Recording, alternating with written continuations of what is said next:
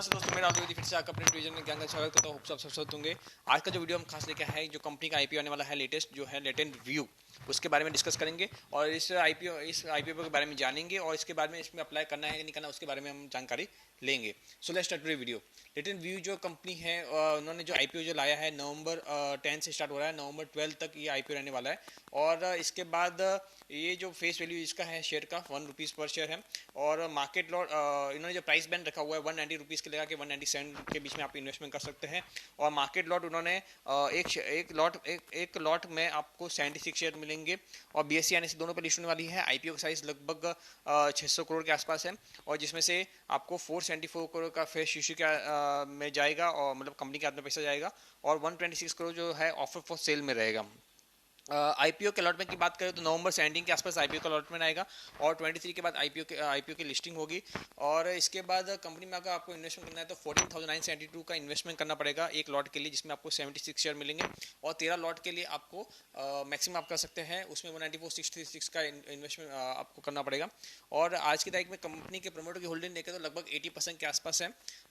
इसके बाद अगर आईपीओ इसके बाद कंपनी की अगर डिटेल ले तो कंपनी का बिजनेस का समझे तो कंपनी जो है आप बोल सकते हैं कि इन जनरल टर्म्स में बोलूँ तो आपको आर्टिफिशियल इंटेलिजेंस, बिजनेस एनालिटिकल्स और आप बोल सकते हैं ये डेटा माइनिंग, डेटा साइंस के रिलेटेड जो वर्क है उसमें काम करती है। और कंपनी का जो सर्विस प्रोवाइड करती है बहुत सारी ब्लू चिप कंपनी को प्रोवाइड करती है, जिसमें टेक्नोलॉजी कंपनी आ गई, बीएफएसआई मतलब बैंकिंग फाइनेंशियल इंस्टीट्यूशन आ गए, CPG and retail industries, other industries जो है वो सब आ गई। कंपनी के अगर बिजनेस को क्लासीफाई करें तो 4 टर्म्स में क्लासीफाई कर सकते हैं। कंसल्टिंग सर्विस देती है कंपनी, डेटा इंजीनियरिंग की सर्विस देती है जिसमें आपको डेटा का जो फाउंडेशन जो रिक्वायर होती है, डेटा स्ट्रक्चर, डेटाबेस और सब उससे आपका काम करती है। बिजनेस एनालिटिकल्स का काम करती है और डिजिटल सॉल्यूशंस जो है इन जो कंपनीज होती है उनको प्रोवाइड करती है। कंपनी का प्रेजेंस ऑल ओवर इंडिया के साथ साथ ऑल ओवर वर्ल्ड में भी है। आप बोल सकते हैं यूनाइटेड स्टेट्स में, नेदरलैंड, जर्मनी, यूरोप, मतलब ऑल ओवर यूरोप में हो गया, यूनाइटेड स्टेट्स हो गया, एशिया में हो गया। फिर इसके बाद कंपनी के जो ऑफिस आप देखेंगे तो सेंट जॉस में भी है, लंदन में भी है, सिंगापुर में भी है। कंपनी जो है वर्क करती है 30 फॉर्च्यून्स ओवर 30 जो 500 फॉर्च्यून्स है उसमें से 30 कंपनीज के ऊपर मतलब काम करती है। और अगर इनके की क्लाइंट्स देखे भी तो बहुत बड़े बड़े क्लाइंट है, जिसमें उबेर टेक्नोलॉजी आ गया, 7-Eleven जो रिटेल आउटलेट है वो आ गए और एडोबे जो है वो भी आ गया। इसके बाद कंपनी की स्ट्रेंथ देखें तो company purely play data analyticals company, एक purely play data analytical company है। ऐसे तो बहुत सारी कंपनी है जो डेटा एनालिटिक्स में काम करती है, जैसे इन्फोसिस, पर वो उनका छोटा रेवेन्यू होता है, बट ये कंपनी सिर्फ फोकस ऑन डेटा एनालिटिकल्स और इसमें ही काम करती है। इसके पास एक्सटेंसिव एक्सपीरियंस भी जो है इनके पास, जो इस डेटा एनालिटिकल्स में बहुत अच्छा खासा है। मैनेजमेंट भी बहुत अच्छा एक्सपीरियंस मैनेजमेंट है और एक बोल सकते हैं एक मतलब जो मैनेजमेंट भी है एकदम आपको प्रोफेशनली पूरे मैनेज करती है कंपनी को। फिर बाद में ब्लू चिप्स कंपनी के साथ डीलिंग करती है, आर&डी करती है, अच्छा आर&डी इनका है, स्ट्रॉन्ग एक्सपीरियंस लीडरशिप टीम जो इनकी है वो है। और इनके बाद इनके फाइनेंशियल्स भी है, जो प्रोफाइल है वो भी बहुत अच्छी खासी है। कंपनी के प्रमोटर की बात करें तो कंपनी के प्रमोटर का नाम है आदागुडी विश्वनाथन वेंकटरमन और परमद्वती जयललिता आर कंपनीज प्रमोटर। ये सब साउथ इंडियन बेस्ड कंपनी है पूरी। इसके बाद ऑब्जेक्ट ऑफ द इशू आप देखें तो कंपनी को जो है फंडिंग के थ्रू इनऑर्गेनिक ग्रोथ जो करना है उसके लिए काम में इनको पैसा यूज़ करना है। फिर अपनी जो कैपिटल रिक्वायरमेंट है, जो लेटेंट व्यू एनालिटिकल कॉर्पोरेशंस की ज़रूरत है उसमें ये यूज़ करेंगे। फिर कुछ इन्वेस्टमेंट करेंगे सब्सिडीज़ में, उसके लिए अब उनको पैसा यूज़ होगा और बाकी जो पैसा बचेगा वो जनरल कॉर्पोरेट पर्पज के लिए यूज़ होगा। कंपनी के फाइनेंशियल्स देखें तो बहुत ही अच्छे फाइनेंशियल्स हैं। मार्च 90 में कंपनी ने के पास 323 करोड़ के असेट थे जो बढ़ के 397 करोड़ मार्च 20 में हुए और 519 करोड़ मार्च 21 में हुए। अगर क्वार्टर टू क्वार्टर देखें तो भी परफॉर्मेंस बहुत अच्छा है।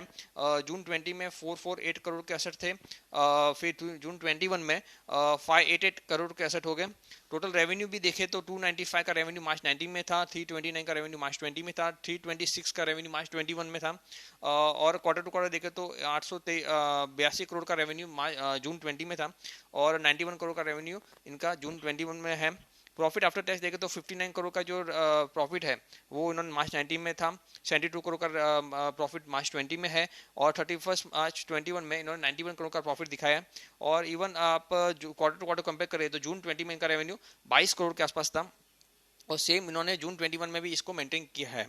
कंपनी के इस तरह से कंपनी ने मेंटेन किया है। और कंपनी के अगर समझो और हम वैल्यूशंस की बात करें तो कंपनी का वैल्यूशन बहुत अच्छा खासा दिखता है, मतलब रीजनेबल दिखता है।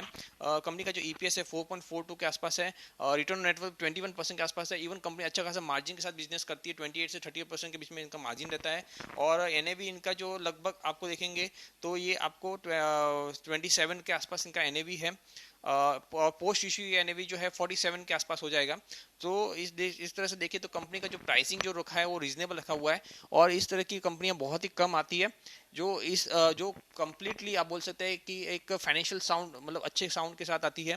और कंपनी के अगर पीयर्स में देखें तो कंपनी ने अपने आप को एपीएस माइंड के साथ, टेक्नो के साथ के साथ कंपेयर किया, जिसका पी 111 के आसपास है, जबकि इसका 43 के आसपास है। तो आप देख सकते हैं कि थोड़ा मतलब ये रीजनेबल और चीप भी है।